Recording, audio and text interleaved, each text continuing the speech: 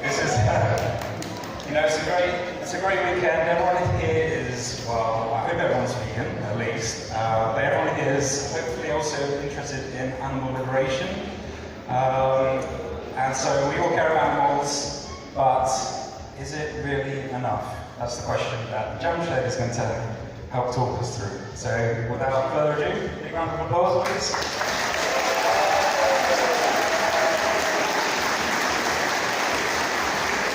Thank you everybody for coming.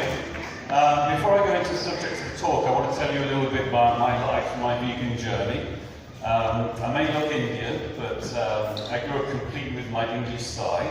I'm half Indian, half English, and my Indian father left, so I grew up doing things like eating so-called roast beef and Yorkshire pudding and roast potatoes and everything like that.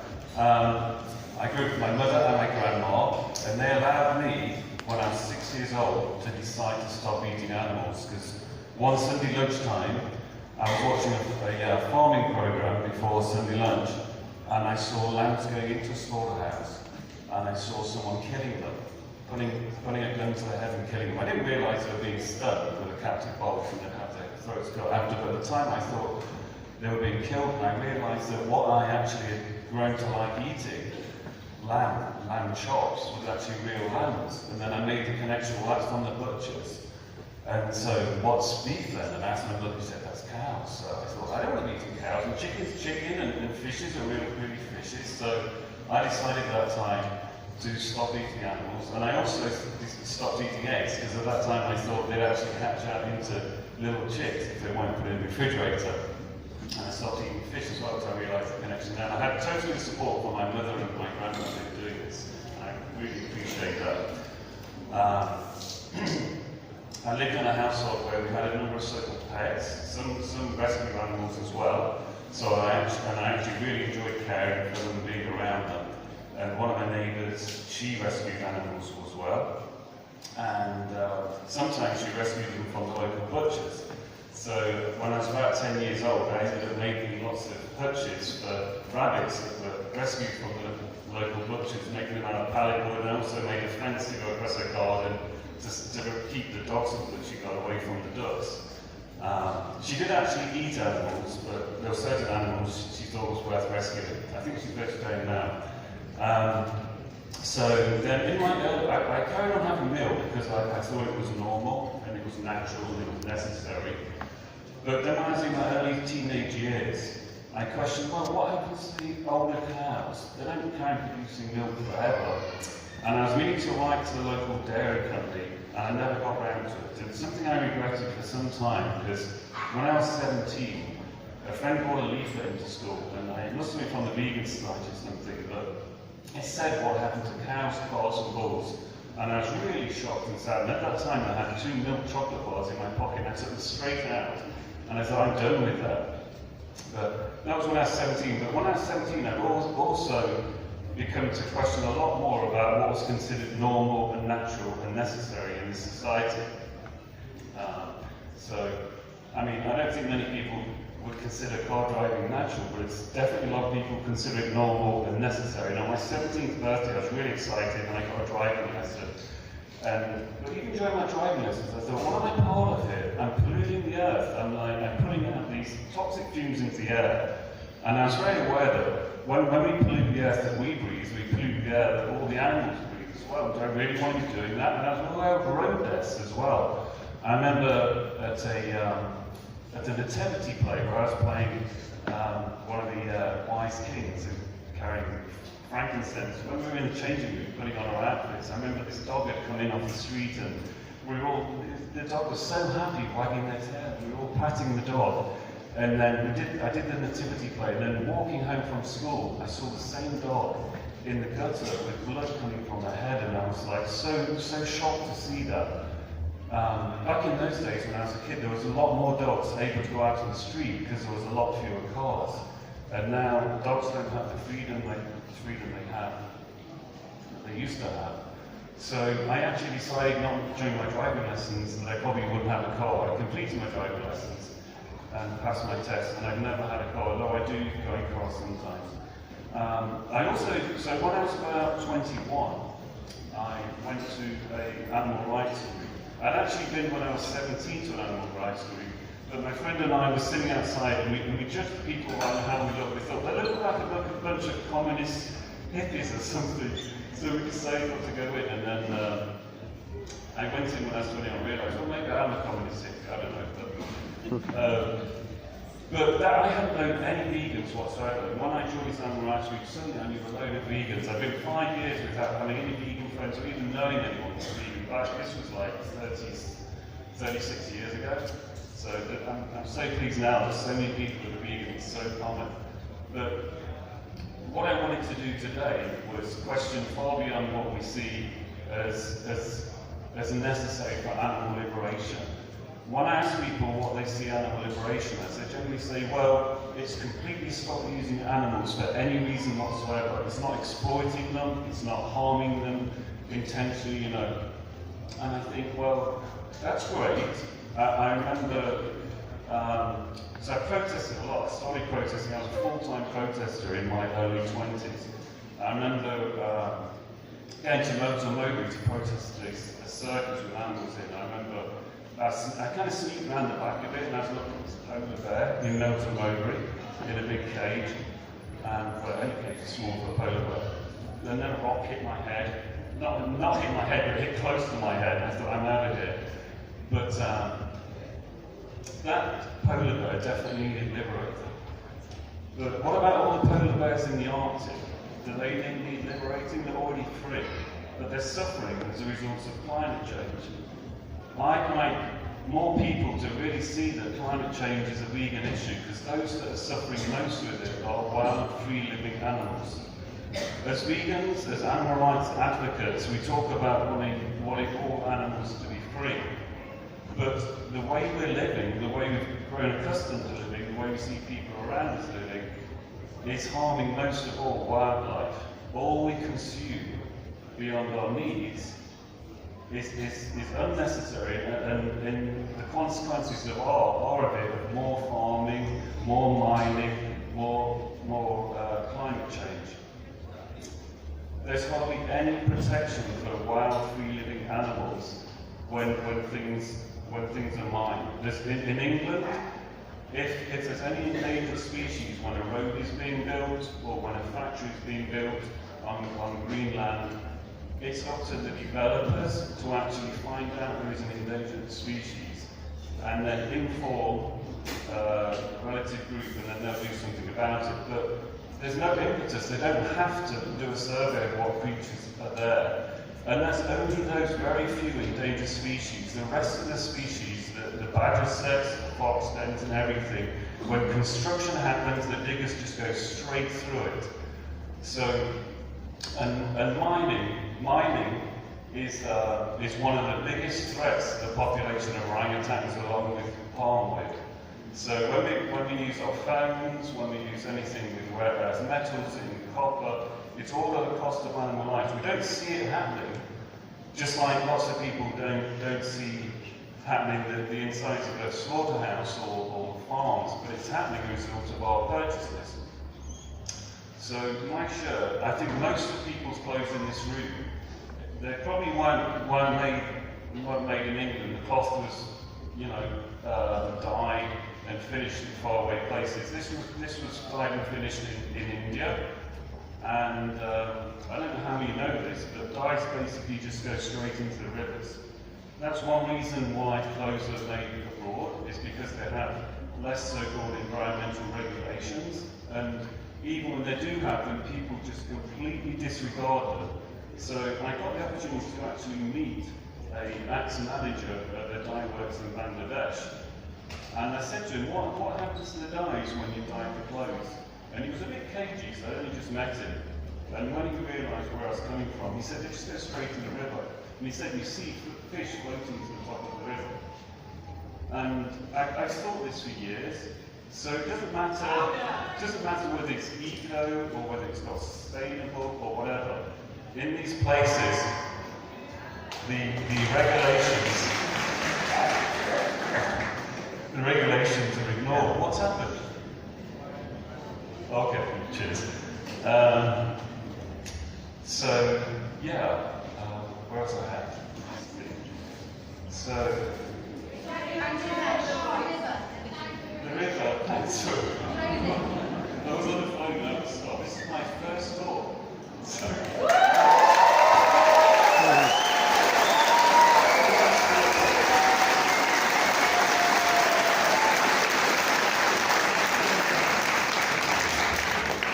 I really appreciate that. So we live in a world now where equality is talked about so much. And lots of people are talking about equality being people, but a lot of people in this room probably want equality to a large extent with animals as well. They get equal consideration, but I ask people, can everyone in the world live like you? So, and what would happen if everyone in the world lived like us in this room? I don't think there'd be many animals left on the earth, even if you're not eating them. We can live in a world where the exploitation and the using of animals completely ends, but if everyone in the world consumes like we are doing, the world's going to be done, you know, for animal life.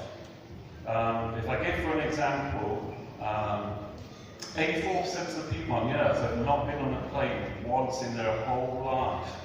We live in a bubble. Because everyone around us is doing the same things. Oh, where are you going on holiday? I went to Thailand, it's great, why don't you go? You know, so-and-so, so-and-so. I was speaking to someone a teacher who lived in Pakistan, and that's a pretty prestigious job, and she'd only been to the next town. It's so much like this. People in India, in Africa, in South America, a lot of them, the furthest they've been is the next town, but we think we have this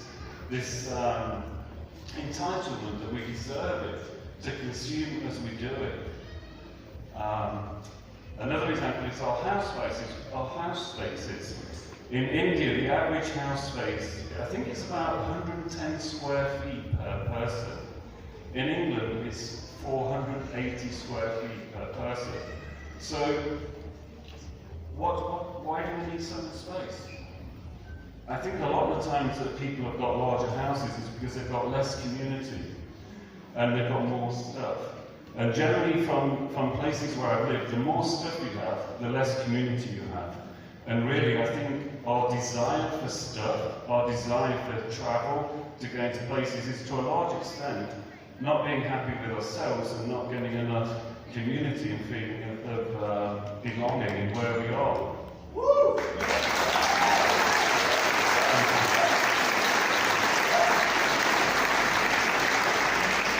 So, encouraging people to live more simply, radically more simply, I'm not talking about getting rid of your excitement. A lot of people in this room are probably at some time in their life really excited about eating something that wasn't vegan. And now they're excited about eating other things. So it's just we change where we get our pleasures from. I'm not trying to kill joy, I'm trying to actually, I think it's not about minimalism, I don't believe in minimalism. It's diminutive of something that's really great when we shed lots of services and stuff buying that we don't need. We're actually embracing more community and sharing and creativity. Rather than just like clicking on an Amazon, you know, I want that right now. I've had someone gave me an Amazon token about 15 years ago as a present, and I haven't found anything. Well, I haven't even looked at this. What do I need? I haven't bought any new clothes for 30 years because I decided, like I said, when I was about 20 years old, I say I retired when I was about 21, so I thought I'm not doing this normality. It's wrecking the earth, you know, and I don't need to do it. And my life over the last 30 years has been quite an adventure, and I consider my greatest wealth to be my friendships, and I'm pleased I've got a few of my friends in the audience. And we're going to go into a question and answer at the end, but if any of you want to ask me or stop me and talk to me about anything when I'm out and about, please do, because I'm always open to talking with people. How are we doing with time, Andrew? Got 15 minutes left. Well, let's go into a question and answer.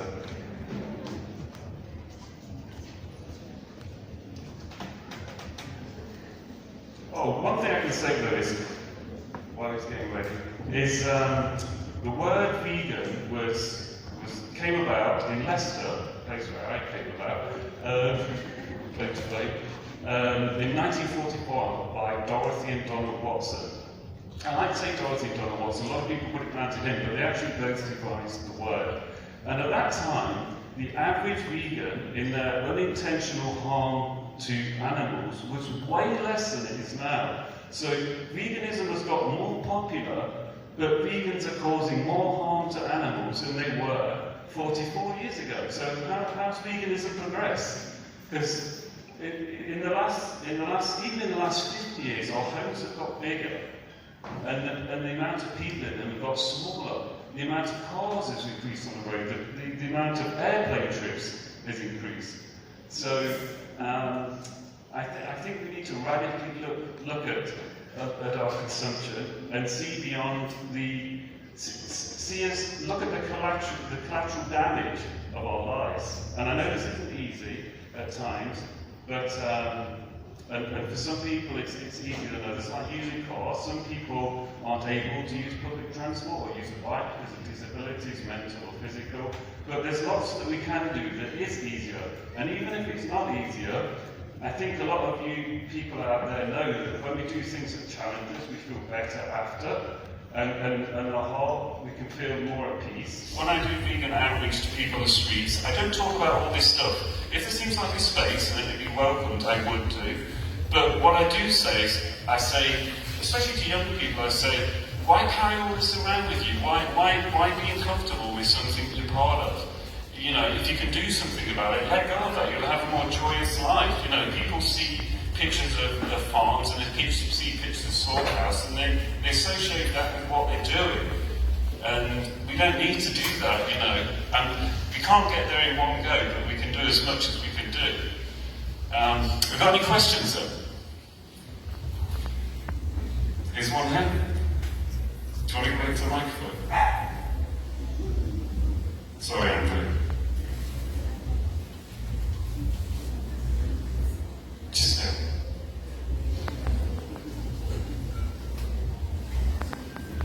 There's a Facebook group called We Share the Earth, if any of you want to join that, if any of you are on Facebook group.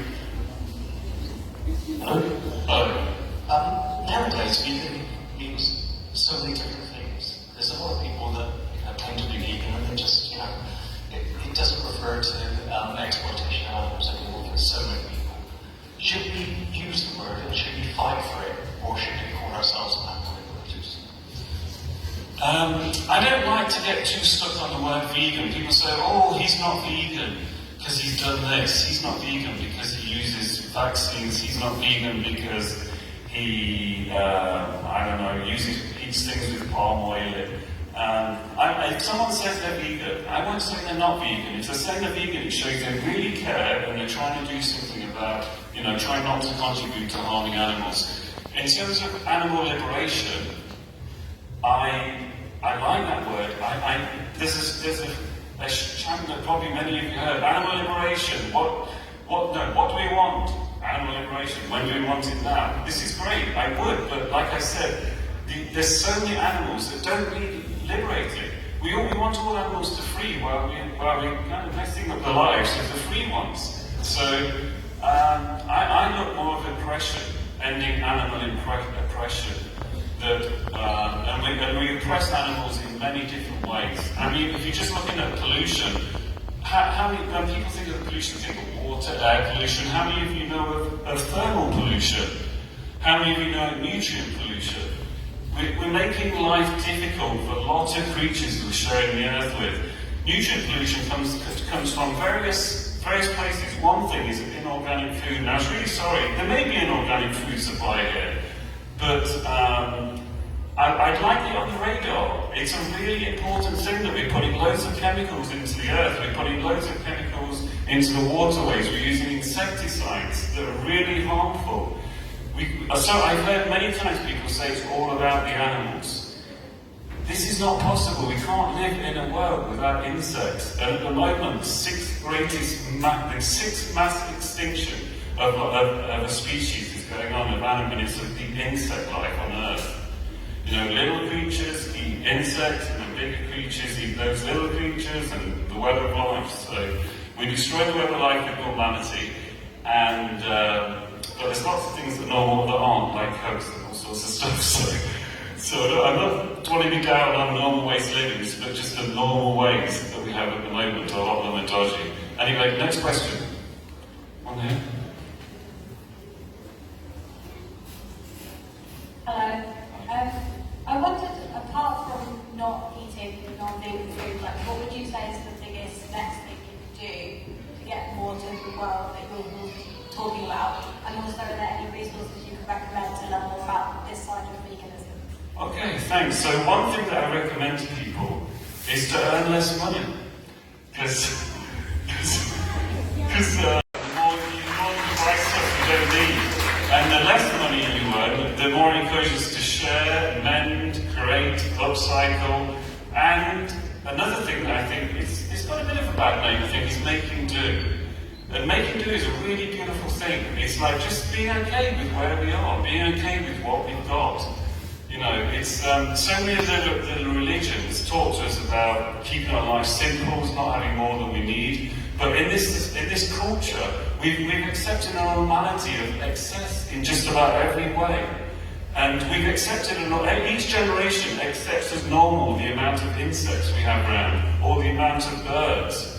But it's not normal what's going on. They're going down all the while, and every generation thinks it's normal.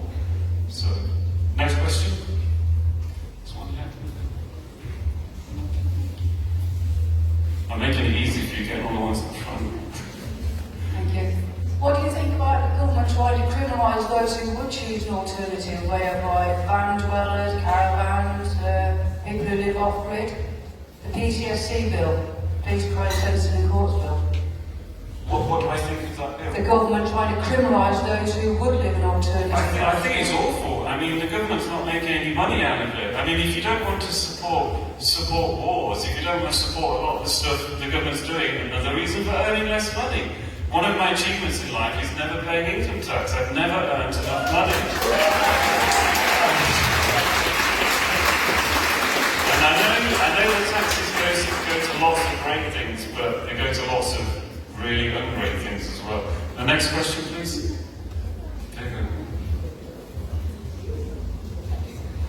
What's your thoughts on keeping domestic pets like cats, dogs, hamsters, rabbits? I think it's really beautiful to give homes to animals that haven't got a home, or to liberate them from places where they're being tortured and give them a home where they're loved. I think there's lots of issues around it, but I certainly don't believe in buying animals, even if you're going to. And I think also there's lots of issues around looking after animals. I think it's certainly easier if they're not carnivores. Next question.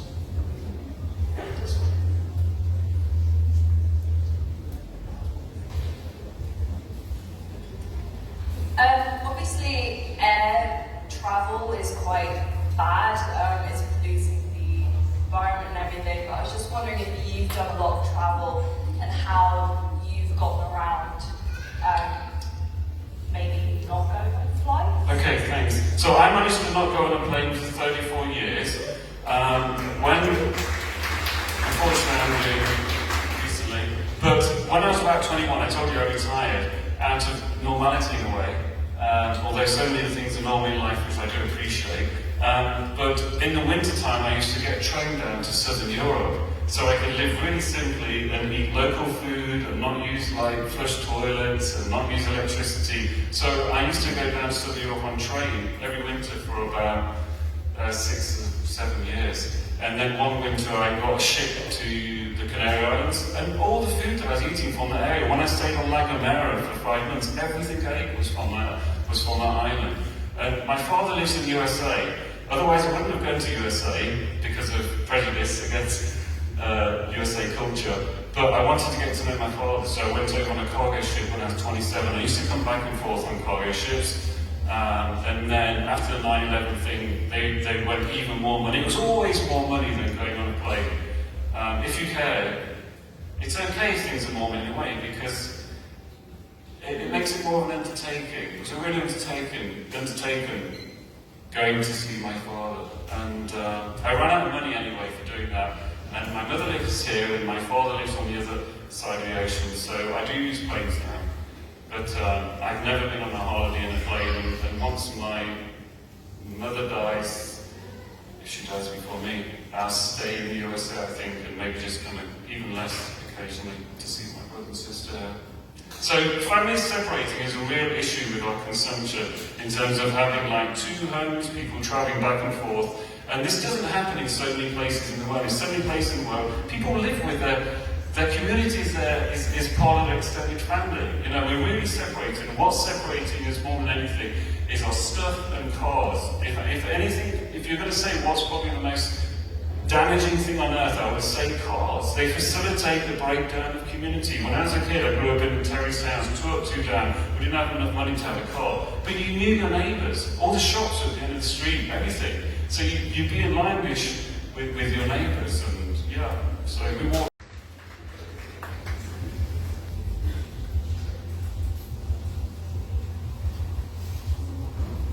Hi, I'm quite new to the vegan thing. This is my first ever animal liberation thing.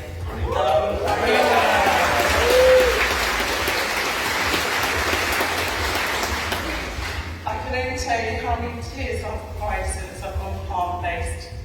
For the animals, for people, for the environment, for the soil quality. So I'm aware that there might be other people in the room that were like me, new to it, and want to know, how do you become this person? What do you need to eat to survive? Because I think people don't know how to eat anymore. The communities have gone, the lessons from our parents have been passed down, lessons haven't been learned, now we're learning them. So how do you advise people what to eat, what do you eat? I advise people, thanks for the question, a good one. I advise people to eat a whole food plant-based diet. Well, a whole food plant, it's not based on plants, it is plants, it is plant food. Because this again is like it's like the hidden oppression. All our packaged food is from all the packaged food. What happens with plastic? How much plastic is really recycled? And who's making the food? You know, it's like so a whole food, organic diet. Yeah, whole foods. Next question. Where are you? Yeah, this one there.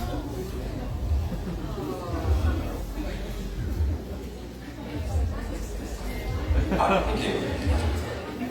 Being that there's only 3 to 5% of the population that are vegan, and maybe you and those are animal liberators, where do you see the next stages? Obviously we want to change the system, like Animal Rebellion wants to change the system, not change individuals, because it doesn't really work. Where do you see the next stage? Good question, thank you. I think it's carrying on the way we're going. I think now we're in a time when lots of long-term lacto-vegetarians are going vegan, are stopping eating stuff from animals. And now's the time for vegans to get more vegan. I really think it is the time. It's just the time to keep going along with the things that we're doing. It's a time for animal advocacy, to be talking more about the animals that are unintentionally oppressed with the way we're living. So that's what I see, is pushing the edge forward and still doing all the things we're doing. And all the animal activist talks that are going on are great, and I totally support them. I've been down at New York Eagles twice, and I do outreach in the streets. I don't talk about stuff with everyone, but this is a vegan audience, you know. And some people say, "Oh, you vegans, you care about the animals, but you fuck the environment." Excuse me, I don't usually say that word, but I'm quoting someone else. But it puts some people off being vegan, because it's like it's all about the animals. It can't be all about the animals. They live as part of a web of life. Next question. It's not working. Do you think it's moving fast enough, though? That's what I was trying to get. Do you think with the current climate crisis, it doesn't look like things are moving fast enough? Governments aren't listening to us? I don't really look like ways fast enough. I mean, when I was a kid, people said, what difference does it make you not eating meat? I said, it makes a difference to me. It's like I can be happy with myself, I feel like putting something more beautiful into the world. And I see it the same way with all our changes. I don't look, it's like when you plant a seed, just plant the seed, enjoy the seed, you know, the seed planting, just do what you do. You know, don't worry about, you know, the end picture, who knows? Can we hit two more questions?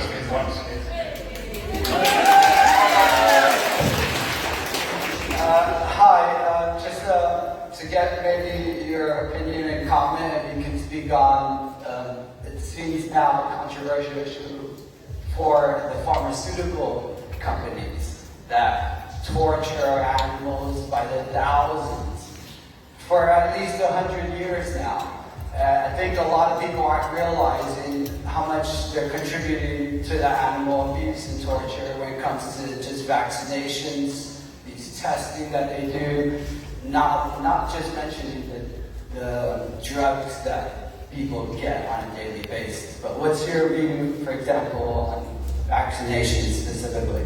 Well, first I wanted to say about generally, I haven't taken any prescription drugs since I was about 14, and a lot of that was to do with the fact that they're testing on animals and some contain animals. I think one of my good friends in the USA, he'd be dead if it wasn't for those pharmaceutical companies because of his insulin dependency. And I think there's a lot of dodgy stuff in the pharmaceutical companies, but there's also a lot of good stuff. And in terms of the vaccine, I think it's awful what's happening with animals, but I think there's people are doing their best. People who are taking the vaccine are doing their best, and people who aren't taking the vaccine are doing their best.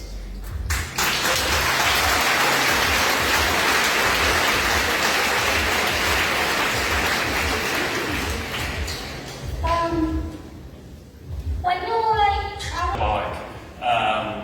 But my preference is definitely walking, but I like riding. I ride my bike most days. I intended to ride here. I was really excited about riding here, but I left it too late. I was too busy writing all these notes down in my pocket that I never even used. And then I had issues with my bike bag, so I got the train. And even riding the 3 miles from the train station to here was really nice. I picked blackberries and picked a few other berries riding here. So that's my preference, yeah. Thanks for the question. Thanks for everybody.